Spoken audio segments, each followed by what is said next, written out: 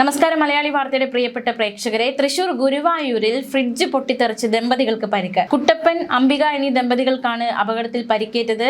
കിടപ്പു രോഗികളാണ് ഇവർ. ഇന്നലെ രാത്രി 11:30-ഓടെയാണ് വീട്ടിൽ ഫ്രിഡ്ജ് പൊട്ടിത്തെറിച്ചത്. കുട്ടപ്പനും ഭാര്യയും ഉറക്കത്തിലായിരുന്നു അപകടം നടക്കുന്ന സമയം. ഇപ്പോൾ ആ സമയത്താണ് ഫ്രിഡ്ജ് പൊട്ടിത്തെറിച്ചത്. പൊട്ടിത്തെറിച്ച ഫ്രിഡ്ജിൽ നിന്ന് വീടിനുള്ളിലേക്ക് തീ പടർന്നു. മുറി മുഴുവൻ കനത്ത പുക കൊണ്ട് നിറയുകയും ചെയ്തു. വീടിന്റെ ഭിത്തികൾക്ക് വിള്ളലുണ്ടായി. ജനൽ ചില്ലുകളും തകർന്നു. ഫ്രിഡ്ജ് പൂർണ്ണമായും കത്തി നശിക്കുകയായിരുന്നു. അഗ്നിരക്ഷാസേന എത്തി തീ പൂർണ്ണമായി അണച്ചു. ഏറെ നേരത്തെ പരിശ്രമം, അതിനൊടുവിലാണ് തീ പൂർണ്ണമായി അണയ്ക്കാൻ സാധിച്ചത്.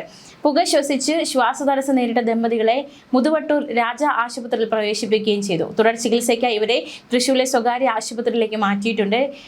ഫ്രിഡ്ജിലെ ഷോർട്ട് സർക്യൂട്ട് ആകാം അപകട കാരണമെന്നാണ് പ്രാഥമിക നിഗമനം. എന്തായാലും എന്താണ് അപകടത്തിലേക്ക് നയിച്ചത് എന്നതൊരു ചോദ്യമായി നിൽക്കുകയാണ്. എന്തായാലും ഷോർട്ട് സർക്യൂട്ടാണ് പ്രാഥമിക നിഗമനമായിട്ട് നിൽക്കുന്നത്.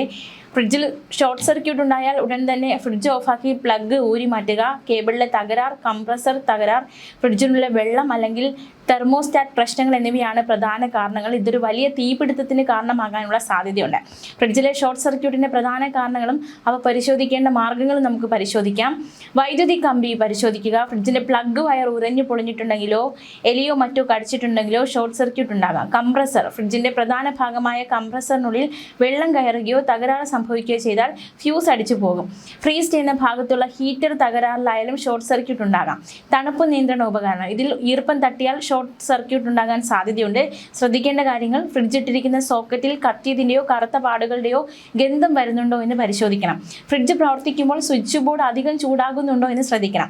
മറ്റൊരു സോക്കറ്റിൽ ഇട്ട് നോക്കുമ്പോൾ ഷോർട്ട് സർക്യൂട്ട് ആകുന്നുണ്ടെങ്കിൽ ഫ്രിഡ്ജിൻ്റെ ഉള്ളിൽ എന്തെങ്കിലും തകരാറുണ്ടെന്ന് മനസ്സിലാക്കാം. ചെയ്യേണ്ട മുൻകരുതലുകൾ: ഫ്രിഡ്ജ് ഒരിക്കലും എക്സ്റ്റൻഷൻ കോഡ് ഉപയോഗിച്ച് പ്രവർത്തിപ്പിക്കരുത്. നേരിട്ട് ഭിത്തിയിലെ സോക്കറ്റിൽ തന്നെ കുത്തുക. ഫ്രിഡ്ജിന്റെ പുറകിൽ വായുസഞ്ചാരം ഉറപ്പാക്കണം. തകരാറ് സ്വയം നന്നാക്കാൻ ശ്രമിക്കാതെ ഒരു ഇലക്ട്രീഷ്യനെയോ അല്ലെങ്കിൽ അംഗീകൃത ടെക്നീഷ്യനെയോ വിളിച്ച് പരിശോധിപ്പിക്കുക. അപ്പോൾ ഇങ്ങനത്തെ കുറച്ച് കാര്യങ്ങളൊക്കെ നമ്മൾ ശ്രദ്ധിക്കേണ്ടതായിട്ടുണ്ട്. വീട്ടിൽ ഫ്രിഡ്ജ് ഉള്ളവരൊക്കെ ഇങ്ങനത്തെ കുറച്ച് കാര്യങ്ങൾ കൂടി ശ്രദ്ധിക്കുക. ന്യൂസ് ഡെസ്ക്, മലയാളി വാർത്ത.